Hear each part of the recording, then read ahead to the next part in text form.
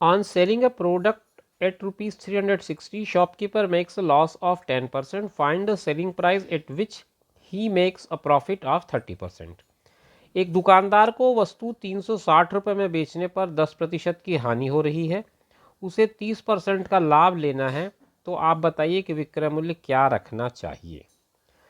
मतलब 360 रुपये उसकी अगर सेलिंग प्राइस है तो फिर उसको लॉस हो रहा है 10% का। तो देखिए चीज़ों को समझिए आप, 360 रुपये में बेचने पर उसको 10% का लॉस हो रहा है, आपको वो कीमत निकालनी है कि उसको 30% का लाभ हो सके। यहाँ पर उसको हानि हो रही है, यहाँ पर लाभ हो सके। तो 10% के लाभ में अगर किसी चीज़ को वो बेच रहा है, इसका मतलब अगर 100 रुपये उस वस्तु की सीपी रही हो तो उसकी एसपी कितनी हो जाएगी, 90 रुपये हो जाएगी।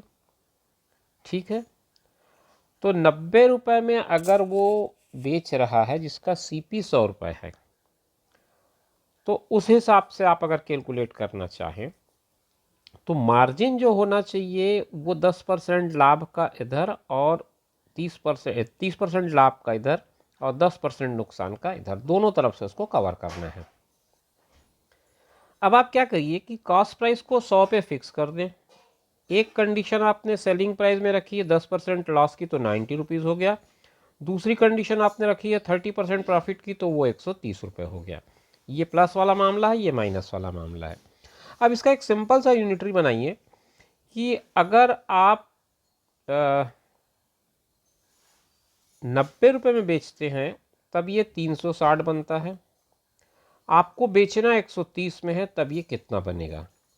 तो 360 बटा 90 गुणित 130, ये आपके सवाल का एक लाइन का सॉल्यूशन है।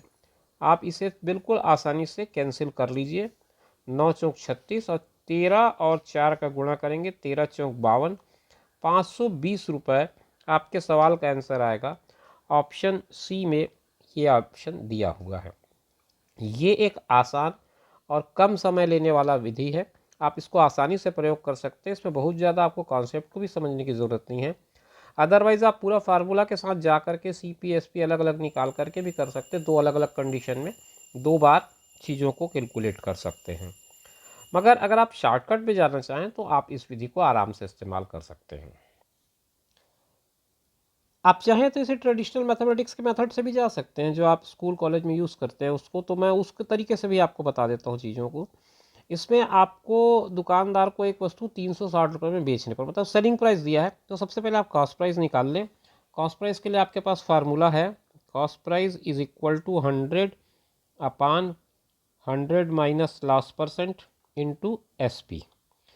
तो आपका 100 यहाँ आ जाएगा, 100 माइनस लॉस परसेंट मतलब 10% का लॉस है, तो 100 में 10 कम कर दें तो ये 90 हो जाएगा। और आपका सेलिंग प्राइस 360 है, आप इसे कैंसिल कर सकते हैं 9 से 4 बार, तो 400 रुपये आपकी कॉस्ट प्राइस आ गई। अगर सवाल में केवल कॉस्ट प्राइस पूछा होता तो भी आपका ये काम आ सकता था। तो आपने कॉस्ट प्राइस निकाल लिया, अब आपको निकालनी है सेलिंग प्राइस। तो सेलिंग प्राइस निकालने के लिए इसी फार्मूले को थोड़ा सा मॉडिफाई कर लेते हैं। Selling price is equal to हो जाता है 100 plus profit percent upon 100 into C P. Profit आपको 30% का चाहिए, मतलब 130 हो जाएगा ये, नीचे तो 100 रहेगा ही। और कॉस्ट प्राइस आपका 400 रुपये है, 400 रख दीजिए, ये दोनों तो यहाँ से कैंसिल हो जाते हैं। 4 का 130 से गुणा करेंगे, 13 चौक 52 यहाँ पर भी आएगा, 520 रुपये इस विधि से भी उत्तर आता है।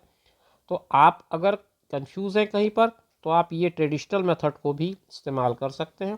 थोड़ा सा टाइम इसमें ज़्यादा लगेगा, जब आप कैलकुलेशन में थोड़ी एक्सपर्टी ले आएंगे तो मेरा ख्याल है ये मेथड आपके लिए ज़्यादा यूज़फुल होगा।